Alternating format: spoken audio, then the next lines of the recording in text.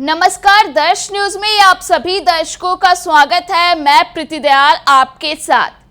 4 जून को जब नीट परीक्षा का रिजल्ट आया तब सोशल मीडिया पर #नीट फ्रॉड ट्रेंड करने लगा। पहली बार नीट में 67 टॉपर्स और फिर ग्रेस मार्क्स देखने के बाद मेडिकल फील्ड में खलबली मच गई। अगले दिन से छात्रों का आंदोलन सोशल मीडिया से सड़क तक पहुंच गया। हाथ में बैनर लिए छात्र न्याय की गुहार लगाते रहे और याचिकाएं दायर होती रही।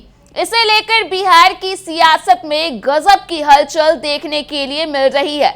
लगातार बयानबाजी इस मुद्दे को लेकर के हो रही है। इस बीच बता दें कि इस मामले को लेकर के सीबीआई से जांच की मांग भी कर दी गई है। इसके साथ ही इसी क्रम में जनसुराज पद यात्रा के सूत्रधार प्रशांत किशोर ने नीट पेपर लीक पर अपना आक्रोश जाहिर किया और इसके साथ ही सीधे सीधे नेता प्रतिपक्ष तेजस्वी यादव को निशाने पर लेते हुए जमकर तंज कसा। दरअसल लोगों को संबोधित करते हुए उन्होंने गुस्से में कहा कि बीते 2 दिन पहले मुझे एक लड़के ने बताया कि पेपर लीक हुआ है। जो बच्चे दिन रात अपना हाड़ मांस गलाकर पढ़ाई कर रहे हैं उनका पेपर लीक हो गया।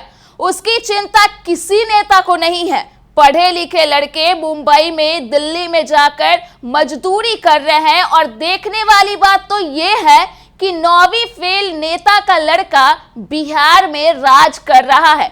बिहार के सभी लोगों को वो ज्ञान दे रहे हैं कि हमें गद्दी में बैठा दो तो हम सबको नौकरी दे देंगे। क्या कुछ इस दौरान प्रशांत किशोर ने कहा, आप खुद सुन लीजिए। 2 दिन पहले अभी हमको एक लड़का आके बता रहा था पेपर लीक हुआ है। जो बच्चे रात दिन अपना हाड़ गला के पढ़ाई कर रहे हैं उनका पेपर लीक हो गया, उसकी चिंता नहीं है।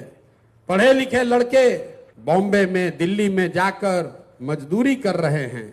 9वां फेल 10वां फेल नेता का लड़का यहाँ बिहार में राज कर रहा है और वो हम लोग को ज्ञान दे रहा है कि हमको बैठा दो फिर से तो हम सबको नौकरी दे देंगे। नौकरी चाहिए कि अधिकार चाहिए? नौकरी चाहिए कि राज चाहिए? नौकरी नहीं चाहिए, हम लोग को राज चाहिए।